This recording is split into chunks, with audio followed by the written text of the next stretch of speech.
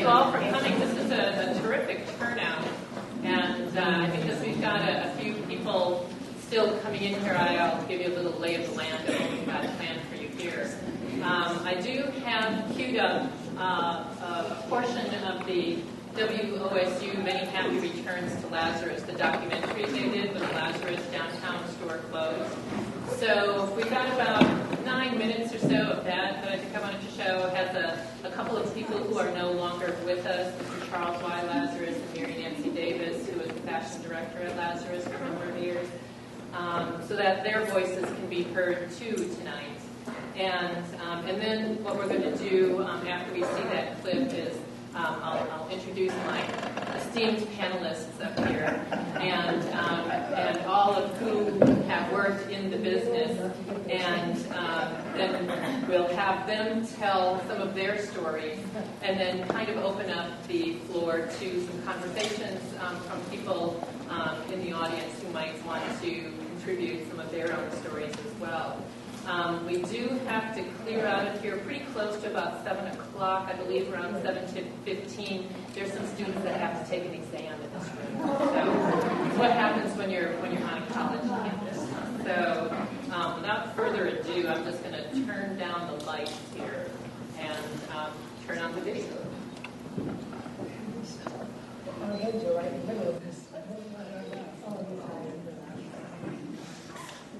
Let's start, Lord knows when, probably with my great-grandfather. If you don't like it for some reason, bring it back. We'll gladly take it back. That's right. And we take anything back. And I do mean anything. Some people brought back stuff repeatedly. I can say it now.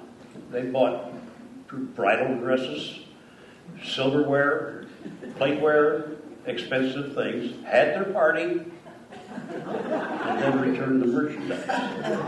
One of the other buyers had made a protest because the people in their department had taken back some things that really he didn't think should have taken back, and they were quite old. And that day, Mr. Charles Lazarus met up with that person and said, "Come here, I want to show you something." And they went out to the front of the building and looked up, and he said, "What does the sign up there say?" And the buyer said, "It says Lazarus." And Mr. Charles said, "When your name is on the front of the building, you can make the decisions about what our return policy is." One day, Robert Lazarus and I were walking on the second floor, I believe it was, and he looked over and he saw a salesperson and a lady obviously arguing with each other. And he didn't run that kind of a store, so he marched over there. He said to the salesgirl, says, what's this about? She says, "Mr. Lazarus, she wants to return this shirt." And Mr. Lazarus says, "Well, give her money back. Make it good." She says, "But Mr. Lazarus, you don't understand. It says J.C. Penney on the label here." He says, "Give her money back." Occasionally, you might get taken advantage of, but very occasionally. And the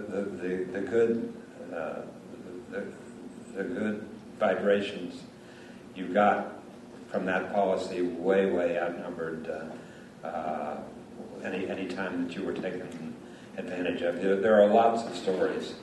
Lazarus didn't rely solely on its return policy to keep people coming back. The management wanted to make shopping at the store a memorable experience. And the live alligator was symptomatic. This was in 1909, of bringing people into the store, creating the kind of excitement that would make people come in. So when you shopped at Lazarus, you could find everything imaginable. You could return it if you didn't like it, and you could expect something special would happen during your visit. Then when I got to be a teenager, they brought the two, usually it was one of the two top bands at the time, for teenagers anyway. Fifth Order, Dante would come down and play, and we'd come down, watch them on a Saturday. With my white kind of girl, yes, she's fine. Oh, special events it was a circus. It was really a circus. You always had something going on. You had the Italian fair, the British fair. You had celebrities come in. Ed Sullivan came a couple of times. And he brought J. Fred mugs one time. I remember they put him in my arms, and that monkey wrapped his arms around my neck and my waist. And I said, take him off. I couldn't stand it, but he was a very loving monkey. We had Glorious Swanson a couple of times, and Cesar Romero. Do those names mean something to you? Polly Bergen wore the biggest diamond ring I've ever seen. Ann Miller, who just died, she wanted a spaghetti dinner well after midnight. We had flower shows that brought in thousands of women, and we had a cat show once that was very, very popular, but the entire store, through the ventilation system, got a little smelly. So they tried to perfume the place, and that made it even worse. And I remember that they decided no more cat shows. So there was excitement constantly, and we had modeling in the main dining room every day. When we first started out, you would have to go through classes, and I was probably maybe 3 to 5 years old, and they walk you through classes and do etiquettes, and then you model. Every season's change, you know, back to school, Christmas clothing, whatever come up, you were called to model. And they put on a style show, 6 floors, nothing but for children's back then. Our daughter was 16 months old, and they had a moms and children's show. It was probably this time of year. And most of the children either balked about going out or they cried once they got out on the stage. So I wasn't sure how she was going to respond, but when she walked out with me, she looked everybody in the eye and said, "Hi!" So that was kind of exciting for me and my mother. I remember one model, Alice McKenzie, who was kind of like a gazelle anyway, and she was beautiful. She got a head start on that runway, and she leaped off the end of it. She couldn't stop herself and jumped over one of those things that holds the dishes. Jumped right over it onto the floor. Got a big hand. She got right up and started walking and went right out. Never hurt her a bit. Springtime was a wonderful time in Lazarus. And every spring before Easter, the whole first floor, all of the columns, were lined with bird cages, with birds in them, who sang like crazy. And people would come downtown just to see and hear the birds. And it just might happen that they'd buy something while they were there. It just might happen. We had a bird boy who took care of the birds, and I believe I mentioned once before that he put a drop of whiskey in the bird bath. I mean the little drinking cup for the birds, because there was such a draft, especially on the first floor, and the birds would get croup, and in the morning you'd come there and the birds would be like this, so that helped them. But they were covered each night. Of course, they scratched seed all over the place, and it was a big job keeping up with it, but that was excitement. Everything from baby animal farms to the 80-year-old teas to teen modeling clinics to everybody was trying to make it a special experience. Why did we do it? It's show business. That's all merchandising is. Right from the goods, right from the article. In fact, the store got into show business when it produced Look to Lazarus, one of the first television shows in Columbus, a predecessor of home shopping shows. It was basically a half-hour commercial show, and then Bill Pepper, some people may remember him. He and I would act as husband and wife team and selling household items. Since it was a live show, some interesting things would always happen. One time when I was supposed to be selling a shower head, I was behind the shower curtain, of course in a bathing suit, and I was just supposed to stick out my head and give the pitch for the shower head. Well, the guys behind the scene decided to pull a trick on me. They were always full of it. And they turned the cold water on me, and my reaction was starting to laugh because I wasn't expecting this cold water. Of course, the audience wasn't in on the joke, so poor Pat had to come in and kind of take over for me and get me out of that bit. Lazarus became more than a place to buy bathroom accessories or a dinette set. This landmark store became a place where rites of passages were observed. For thousands of young Columbus women, that meant learning about grooming, poise, and the impropriety of wearing white shoes with a dark dress. These self-improvement classes were only one of the milestone events people still associate with the store. My oldest boy, John Richard, brought him down to have his first haircut, and that was in 1967. And they gave us a graduation certificate with a lock of his hair, saying that he graduated from babyhood. And then the neat thing was, I had another child in 71, Jason, and the same lady that cut my son's hair in 67 is the one that cut my second child's son. So that was really neat to have the same lady do it. And then one of my favorite memories of all time was when I turned 13, my mom said that I could have my first outing alone. So I could take the bus downtown to Lazarus all by myself, and I could eat lunch in the Colonial Room and have the famous celery dressing, and then take the bus back home. So that's one of my favorite memories. I was working in the display department, and she was working downtown as a secretary for one of the buyers, and a job opened up in the display department, and she took that job, and that's where I met my wife. And we've been married now for 27 years. Like a lot of people, I'm sure, have met their spouses there. I had mom. This could go on and on. There are many great stories that are told in this video, this documentary that WOSU put together. So unfortunately, we don't have all that time. And I do want to get to our panelists here who have all worked in the business. And I'd like to introduce Joyce Jeffrey Namath, who is the fashion coordinator for the Be Goodman store downtown. Joyce was also a Jill of all fashion trades in her career, including selling fashion on the radio in the early 1950s. So she's going to tell you a little bit about that. Kathleen Bush, next to her, was the fashion director for the fashion department store downtown. It was opposite Lazarus on High Street.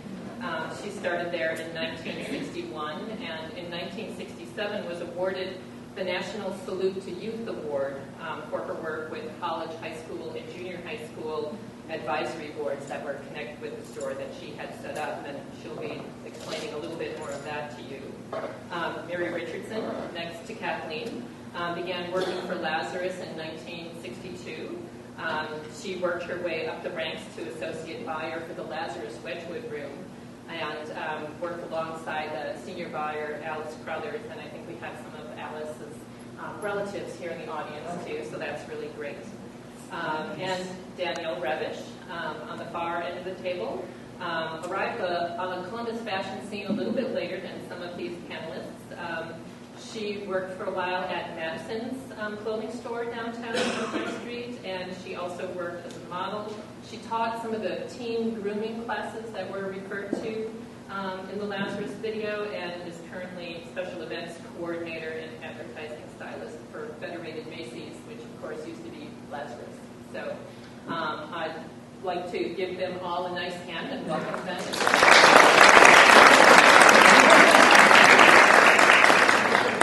And I think we can go ahead and start this. Joyce, if you'd like to tell us about your time I can't believe, selling fashion on the radio. Well, I'll tell you, I can't talk sitting down. But I will. Is this on? It's on. Good. Well, I didn't know you couldn't sell on radio. So naturally, since I came in the back door, I came as a model for North High School, Columbus North, for Lazarus on Saturdays. That's the only touch of fashion I'd had. Then I went ahead with the usual, got married, had a kid, and then suddenly I was on my own again. So I thought, gee, so I was out among joining clubs and doing things, and I got an opportunity to take over Nita Hutch's radio show. Now, some of you remember her. She used to be at the Neal House, which is no longer there either, up in the garden room. She would interview people, club women, what they were doing and all that. So this Hutchison agency came and said, would you group of ladies each take a day and do her show because she's having some problems with her home life. So we did. Monday it was my show. By Wednesday they came and said, please take the thing, take the whole week, take the whole 6 months. So I said, well, all right, So you can tell I don't know how to talk, so there you are. So it was an interview, just chatting with people and going through it was old NGN, which was then the end of the whole area. It was just a really outstanding place, and everybody stayed there that was anybody or an entertainer, so I had lots of people I could interview. But then from there, I had B. Goodman as a sponsor. And I had White's Furniture, and I had Board and Milk, and I had Kenley, and I had other people. But I went down to see Ben, and I couldn't find him. He was across from Lazarus, but I went everywhere. I went in, finally, somebody on the street said, that's it. It said Gerstenfeld on this big rubber mat. Gerstenfeld. Nothing else on there that said B. Goodman. So when I finally got to him, I said, how do you expect anybody to find you? Why? He said. I said, well, the mat says Gerstenfeld. I said, but you're B. Goodman. So about 6 months later, he did get a new mat for that. But it was really fun to talk with him. And I said, what are you going to give me this week to advertise? So I would take one outfit that he didn't advertise anywhere else, and then I would go back on my usual radio show and chat about it, and people would call and order it. Well, I decided to have a fashion show. So I went back to bed and I said, you never do anything out of the store. You need to be seen in public. So let's do a fashion show. So every Thursday noon at Olentangy Inn for 7 years, we did a fashion show. And I had all my models and talk about training them. They came across from Lazarus because they'd been turned down. And I had Muriel Gouthier, who became quite fashionable later, and Sue Walker, who actually worked for Lazarus at one time too in the fashion department. They started out with me, and then they would go across the street where they got paid better, I guess. I don't know. But anyway, I went ahead and had this fashion show. And I would have, at noon, everybody in the dining room would buy, and then on the radio, they would call up B. Goodman and order. And I'd have to go back down that afternoon and refit, because they would sell out so many things that we had that I'd have to go down and pull for the evening show. So that was my major thing I did. Then I met Arthur Godfrey, and I was still working under my married name after my husband had died, which was Bertelman. Now that's not a radio name.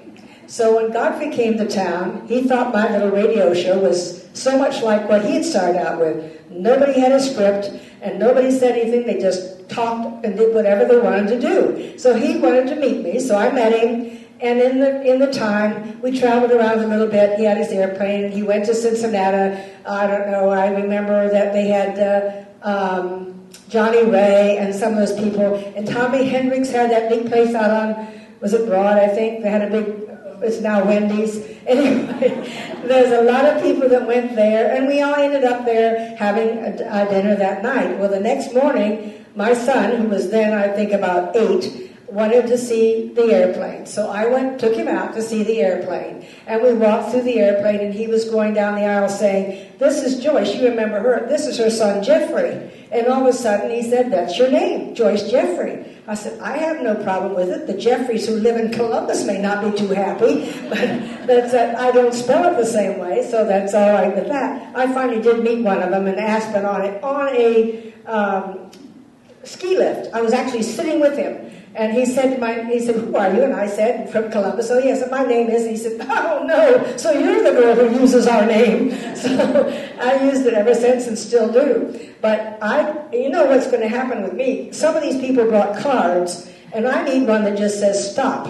Because I could be here 6 months, and I'd never tell the same story twice. So if you want to go on, I'll let you move on. Thank you.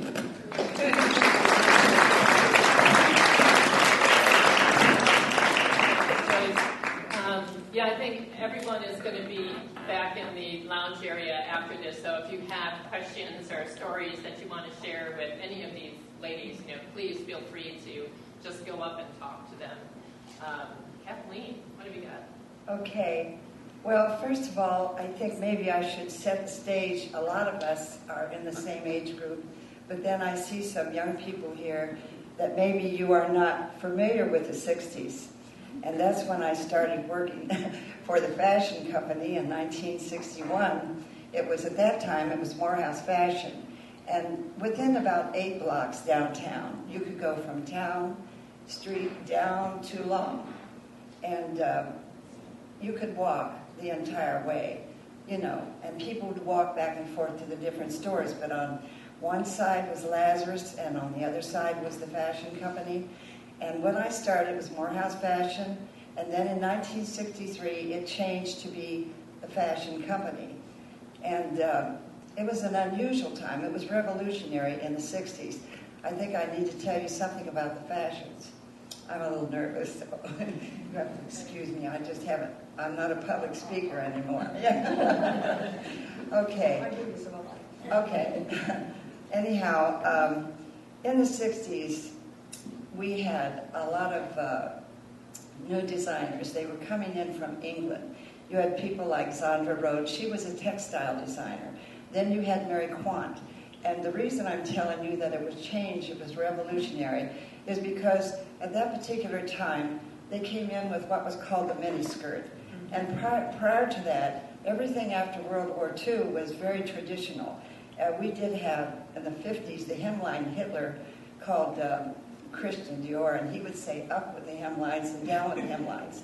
But then when you got to the 60s, Mary Quant came out with this miniskirt, and it really changed everything. And you'll remember, if you're this old, about Jacqueline Kennedy. She was an icon at that time because her husband became president, and they were young, and then Halston made a pillbox hat for her. And so that became very, very popular. But other than the miniskirt, after 1964, everything really changed because Andre Courage, who was a designer, he came out with a spacesuit. It was all black. And then he put go-go boots with him, and they were white. And then he had white goggles. They called them goggles. And then later, they changed to the white sunglasses. And then there was a lot of psychedelic things going on. We had the hippies. And the hippies were wearing barrel bottoms. And no, well, Joyce has her outfit, which we refer to as Valentino Red, out in the outside in the lounge. And it's bell bottoms. Right, it's bell bottoms, and it has the cape. But Emilio Pucci of Italy was making the psychedelic prints. And I don't know if I can talk. I get nervous. They were beautiful prints, too. I don't know, I think this is a great history lesson of the 1960s. I think that Dr. Cunningham's would really appreciate reinforcing for her students. Right, the psychedelic look. And then, of course, you know, the hippies, and they had beatniks. But prior to that, in the 50s, you know, we had a lot of the men wore the pompadour hair and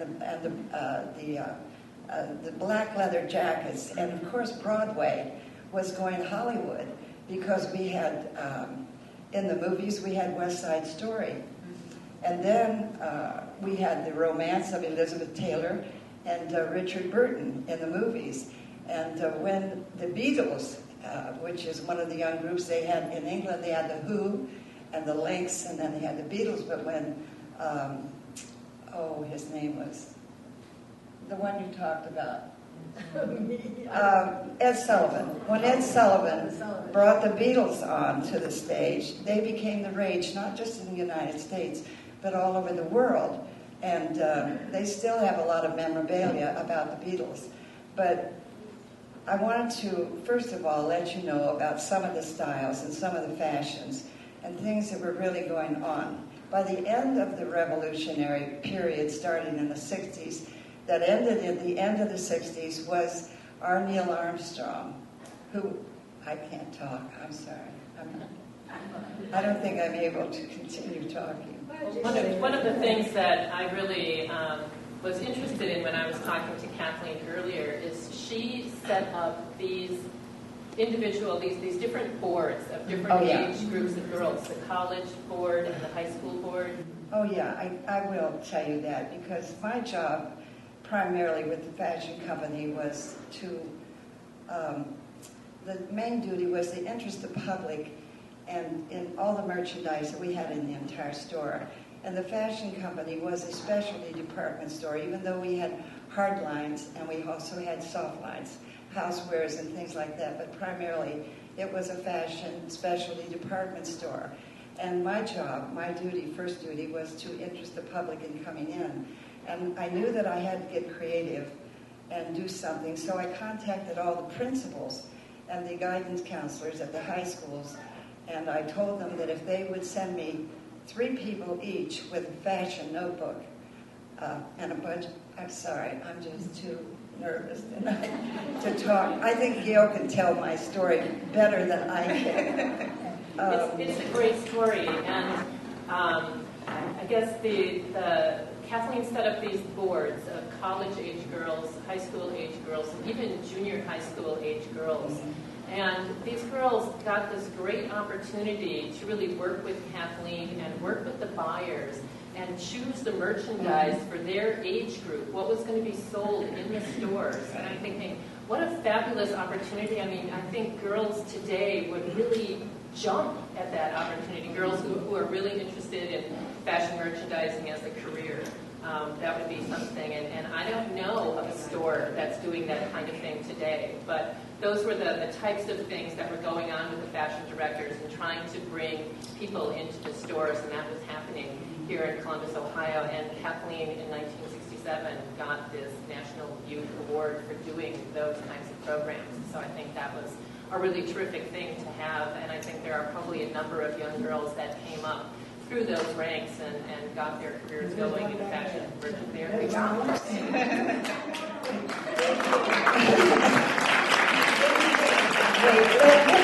Let Cindy come. Cindy was... And I've been friends with Kathleen ever since. And her husband George and her daughter. And she is a great lady, and I love her, and it was a wonderful opportunity. Just watch it, baby bear. You better say you love me too. I have a little story about Cindy because she taught me a major lesson in life. She decided, she was on the high school board, and one day we had about 20 fashion shows going on, and I didn't really have time to always say, would you please move that rack back to the back room, or would you please move this here and there and the other? And I just simply said, move it. Well, she didn't like my temperament, she didn't like my tone of voice, so she went to the 5th floor to see the personnel director, Mr. Maneri. And he called me after she went up and gave her dissertation that she wanted me to be fired because she didn't like my attitude and she didn't think I was very nice. And that I needed to learn some manners, like thank you and this and that and the other. And please move this and please do this and that and the other. And so she came back down. And he called me in between time and he said, one of the girls from your high school board that you have working in the fashion office, she came up here and said she wanted you fired because you didn't say please and this and that and the other. Well, she came into the office and she looked at me and she said, Mrs. Bush, don't you know that you get more with honey than you do with vinegar?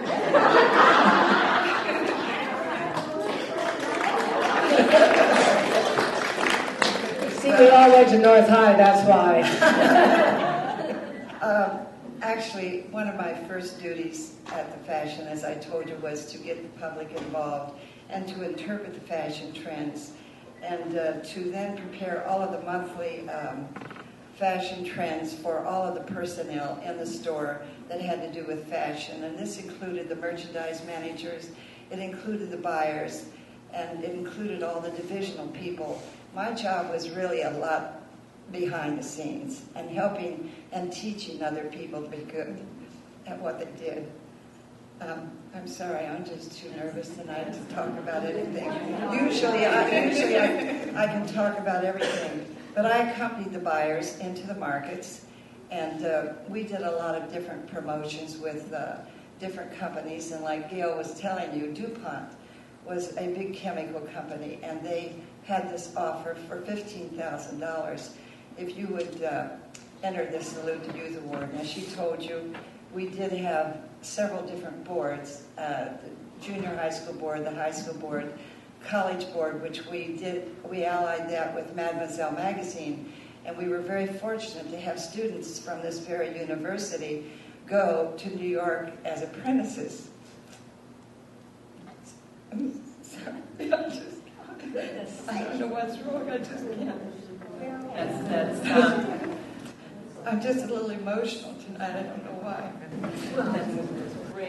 Great story. It's going down memory lane. Too many memories. Yeah, too many good memories, but one I want to tell you for sure.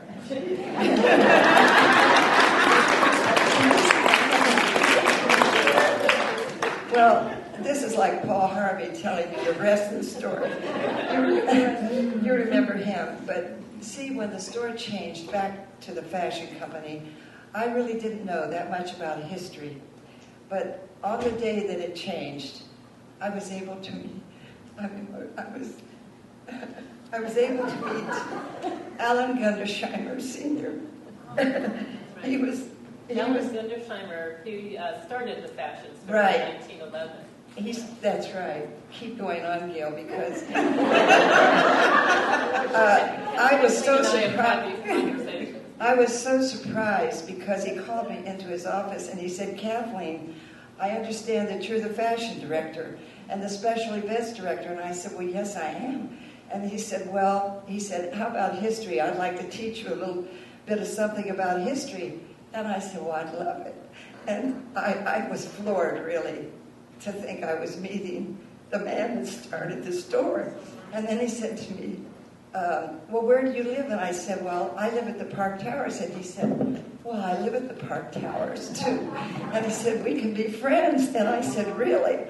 And he said, "Yes, we occupy 2 apartments on the back of a floor." And I said, "Well, Mrs. Madison is on my floor." So we became friends, and they invited George and I to a lot of their parties, Rosh Hashanah and Yom Kippur. And I just can't tell you. Okay. We need to move on to someone that's not as emotional about going down memory lane. Sorry. Go ahead, Mary. Well, my name is Mary Richardson, and I approach fashion from a different angle. It was my job to see that all these beautiful clothes that were part of the 1960s arrived at Lazarus. And I'm often asked, well, how do you become a buyer? Or how did you become a buyer? And in my case, it was just a stroke of luck. I was a senior at Miami University, and I was tutoring for a business law professor. And he would keep asking me, "What are you going to do when you graduate?" And I would keep saying, "Well, I'm not sure." So he said, "Well, I just think you ought to apply for the executive training program at Lazarus in Columbus." He said, "I think you would enjoy that." And after hearing it several times, he finally said, "Well, I'm just going to call up Fred Cook at Lazarus because he's in charge of executive training." So he made an appointment for me with Mr. Cook, and I made sure that I was there and dressed appropriately. I was hired on the spot. I graduated on a Friday, and I started working at Lazarus on Monday. And it was probably one of the most memorable times of my entire life. Not only was it fun, it was hard work, but it was just so enjoyable to work with all of the very, very nice people and the owners themselves of Lazarus. I'm so glad to see Mr. Robert Lazarus here. And we would see Mr. Robert. We would see Mr. Robert Sr. on the floor even back in the 60s sometimes, and always Mr. Charles, at least a couple times a week. And it was just special. It was almost like family. And they made such an impression on so many of their employees. And they had a 20-year club. And there were a lot of people in the 20-year club. Today, of course, probably no one keeps the same job for 20 years. But there was just a tremendous amount of loyalty to Lazarus, to the people that owned Lazarus, to the people that managed Lazarus. Yes, being a buyer was hard work. But the rewards were so great that you enjoyed even the hard work. did trips, obviously, to New York City to buy goods. We oftentimes went to California. And that was enjoyable, but not nearly as enjoyable as when those goods arrived in Lazarus' store. I would oftentimes go back or go down to the receiving room just to get a peek before they were ticketed or brought to the floor. And it was just like Christmas. And I tried to keep my staff involved in the excitement of these new things coming. And at Lazarus back in the 60s, not only were you the buyer, but you were the department manager, if you can imagine. So you had two hats to wear. You had to take care of the staff on the floor, but you also had to have the goods there for them to sell. One of the most important things I found through the years that I was there was the time I spent on the floor so I could hear firsthand what the clients wanted. And that doesn't happen anymore. But that was just such an important part to me, to hear firsthand what the clients were asking for, so that the next time we went on a buying trip, I had a good idea of what, in fact, we should be looking for. One of my very special times was the time that I spent with Alice Crothers in the Wedgwood room. And she was the most charming person I think I have ever met in retailing. And she taught me so much, and she was so kind. But we had a very special, unique situation. When we would go to market, we oftentimes had a customer in mind when we saw something, a dress, a suit, or whatever. And probably all of you that lived during the 60s remember David Dow suits and all those things like that. But there were some ladies just wanted certain colors, certain styles, whatever. And so we tried to make sure that we covered those requests. And so the retailing situation today, where the buyers are all kind of like in a centralized buying situation. They don't really get to have too much contact with the customers that they're buying those goods for. But back in the 60s, you truly did. You felt a real contact with all of your customers, all of your buyers, and it just was a whole different attitude about merchandising and so forth. And I just feel so much richer having lived through that time and having had the experience of working at Lazarus.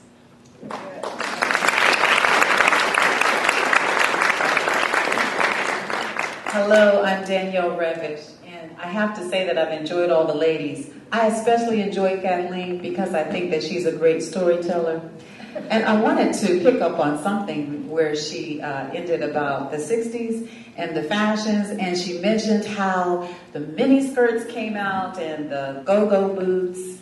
And I came along in the 70s as a model, actually, and we had hot pants and bell-bottom jeans that dragged the ground.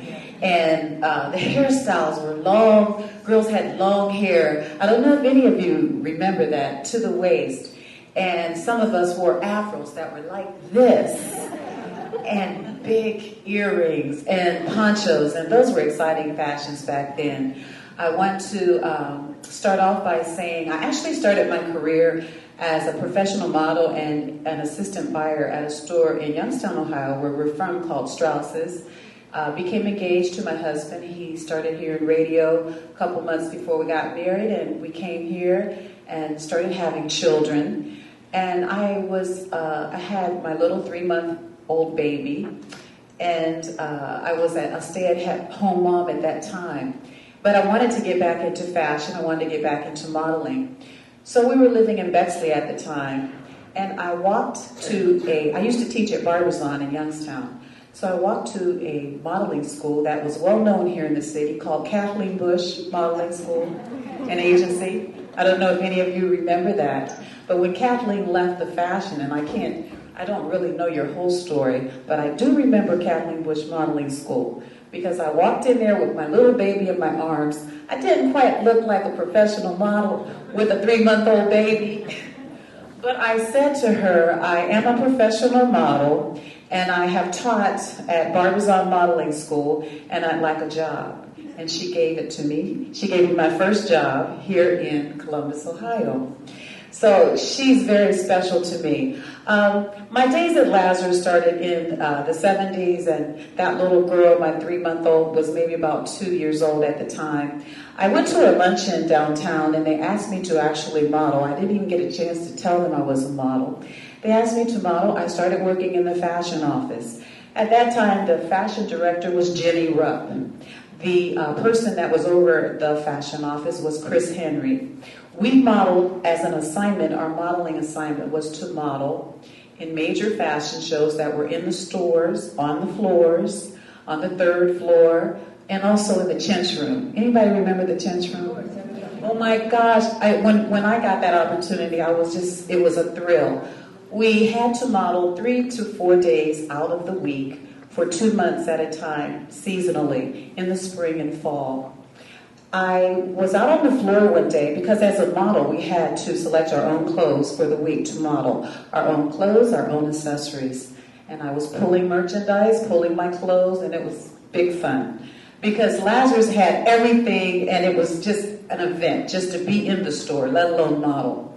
One of the fashion coordinators came up to me and said, Danielle, we've been watching you, and we'd like you to be a fashion coordinator in the fashion office. And, well, my gosh, this was a thrill of my life. I started not only modeling, but I became a fashion coordinator in the fashion office. And then they asked me to commentate all of the fashion shows. The best training that I ever received in my career was the days that I spent at Lazarus. That is how I ended up doing shows for Montaldo's, doing shows for Jacobson's, Marshall Fields, and all of the stores that were in the city center, the major stores. I became the go-to fashion show producer here in town that does those. But I also model for the Union and several other stores. Getting back to Lazarus, because I don't want to leave anything out. And I will look at my notes. I also worked in advertising and worked on the daily ads. Remember daily ads that came out in the paper? It was always an event to see the designers and see exactly what was on sale and what was new. We produced major fashion shows at the Neal House, the Sheraton, and other wonderful venues. In the 80s, I traveled for Lazarus and went to a place called Evansville, Illinois, and worked with a designer called Gloria Vanderbilt. Remember Gloria Vanderbilt? You can't imagine what that was like, little me, working alongside of her.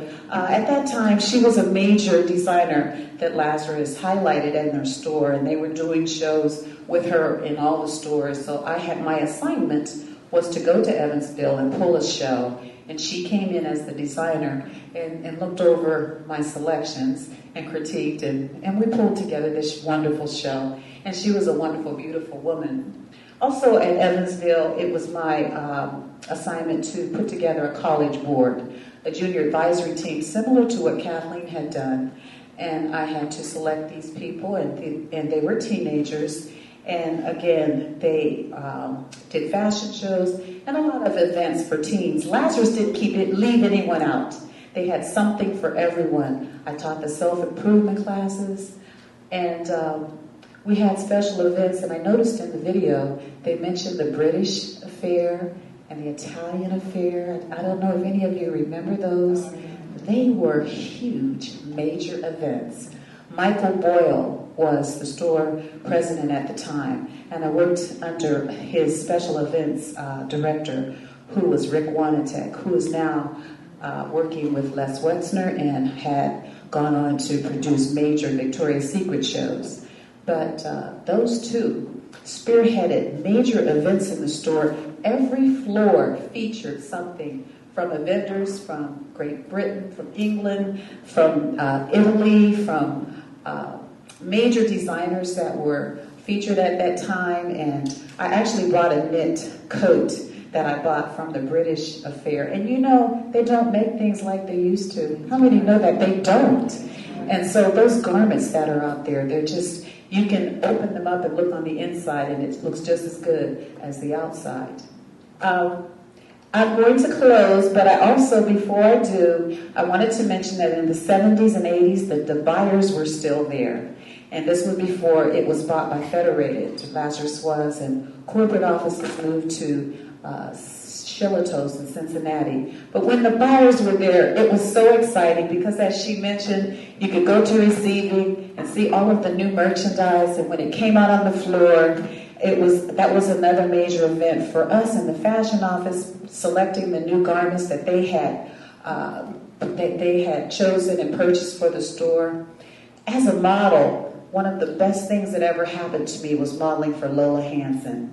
Lola Hansen bought the dresses in the dress department on the 3rd floor for years. She was one of the most colorful ladies that I have ever met. I don't know if you remember her, but she was larger than life.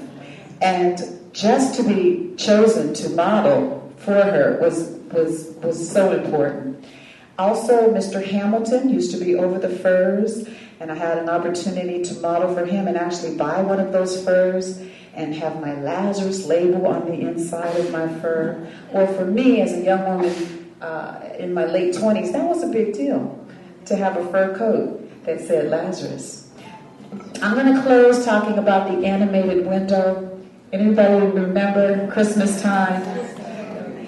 Oh my gosh, it was so much fun to take our children, our son and daughter, down to see the animated window at Christmas. And not only did they get an opportunity to look at it, but when they were 3 and 4, they were actually in the sleigh, in the window, in one of the ads in the paper. And I still have that. Lazarus was a wonderful place. It was fascinating. I am still a diehard Lazarus customer. I have worked for Lazarus, Riches, Macy's from the 70s, 80s, 90s. And when I go through the stores pulling merchandise now, people still remember me from the early days in the 70s, and that's a great feeling.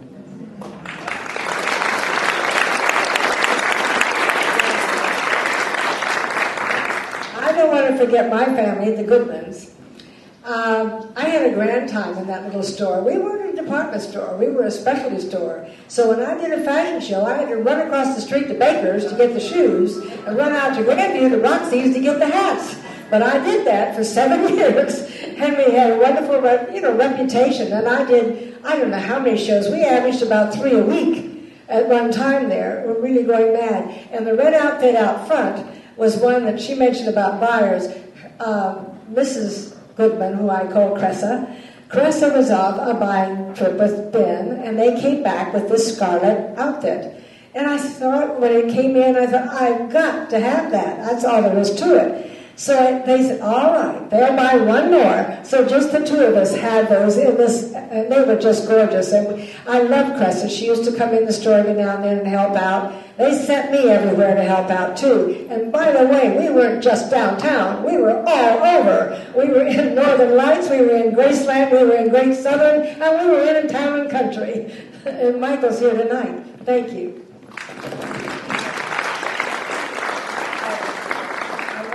I wanted to add something else to Joyce's story. When Al Green when I started in 1961, Al Green was the president, and he hired me. But then there came a time, like Joyce said, that they went into all the suburbs, all of the different stores. Federated was a buying office that had Lazarus. I was with an Allied department store. However, since everything was going out to Kingsdale, it was going out to Town and Country, and it was going to Northland. But that's when Al Green didn't agree with it. He had his own mindset. And so I went through 3 young, up-and-coming presidents at the fashion company. And the first one was Frank Harvey, who was an ex-football player who had married Miss Virginia. And it was exciting. And then there was Jim Posner. He was from New York City. And then there was Howard King. And each one wanted to make a clean sweep of the store. They wanted to change everything. They wanted to change the signage. They wanted to change the badges that we wore, It was just everything in the store. And it's an experience when you are working for a large department store like that, to have different people come in, and you have to rotate in through all these different people and all the different personalities. But that's what happened with the fashion company, and the reason it went out of business in the late 60s was because they never decided Well, Al Green went into the electronic business, and he was very, very successful, but that's the reason why the fashion company did not exist as an allied department store, is because they decided not to go. But I want to tell Gail something. Harry Heim was a vice president. You remember Harry. And one day I said to Harry, he used to come to our store a lot, and I said, I'd like to have the recipe for the chicken salad in the chintz room. And he said, well, Kathleen, I'll get it for you. So he said he went to see Robert Lazarus, and he said he got the recipe, and I do have the original recipe. I may give that to you because recipe books are getting popular again, and maybe you can print it or something, because it's delicious. We used to go to the chintz room and have that chicken salad. I think, yeah, that was one of the things in the documentary. The chintz room was mentioned, as all the restaurants that Lazarus were mentioned. Yeah, that's right. The chicken salad was the best. Dressing, that was the celery dressing with chicken gravy. Yes, sir. Yeah, celery dressing with chicken gravy and a Coke. I think every kid in the world had one of those eventually. Right, well, I'd just like to say we're kind of getting down to the wire here. We might have time for one or two questions for our panelists. If anybody's got anything or any comments they'd like to make, Nancy? It's not a question, it's a comment. Okay. About Laura. I have to tell you that about 3 weeks ago in our church, and she was a member of our church, Dr. Wing mentioned her for about 5 minutes. He always calls her fabulous, which is the word everybody thinks of when they think of her. That's right. And I really talked about, and that's about the third time he's done that since she's been gone. Well, she certainly was a woman with presence and made a strong impression. I would also like to introduce a lifelong friend of mine, like Joyce, who we went to the Kenley Players, and of course I was able to invite all the different stars to come over to the store, and people like Joan Rivers, and there was just so many different people. But I'd like to introduce Fran Lukoff, who was on our fashion advisory board. Franny, will you stand up, please? Take your jacket off, honey, and show them your outfit. Franny is a designer, and in I think it must have been 67, Fran was, the Citizen Journal was a newspaper other than the Dispatch, and Fran was on our fashion advisory board. We had all of the turn around and show them your outfit, because Fran designed this outfit. And she's really quite a unique designer. And the year that they named me Career Woman of the Year in 67, they named Franny the Hostess of the Year, because she was well known in the community. We had Mrs. Napoleon Bell. You probably know who that is. And we had Mrs. Duncan, whose husband went to the Supreme Court, was on the Fashion Advisory Board, and we gave a champagne brunch once a month, and they could invite 8 of their guests, and we would serve them champagne. And Robbins Distributing Company would send me cases to try out all the different drinks, and I would be able to. That's what happened to me. That's what happened to me, Joyce said. But Fran and I have remained close friends for all of the years from the 60s on, and that's how I met Joyce, because she was dating a Hungarian freedom fighter who came from Hungary, and she would go with my husband George and I. They invited us to the Kenley Players to meet all the movie stars that came in, and all the people from Broadway that was in all the shows. And so we would go and have hors d'oeuvres and cocktails, and then we'd meet all of these people. And I have so many stories that I'd have to fill a book. But thank you, Franny. I'm so happy you would come. And thank you, Cindy. I'm so happy that you would come. One of the other things I think we have to mention, too, is there was a Lukoff's department store in Columbus, Ohio, that was on Main Street across from the Southern Theater. And that wasn't one of the high street stores, but there were several stores that were not necessarily along High Street. Right. And I think that we kind of have to wrap things up so that the other classes come in here after us, and the students can take their exams.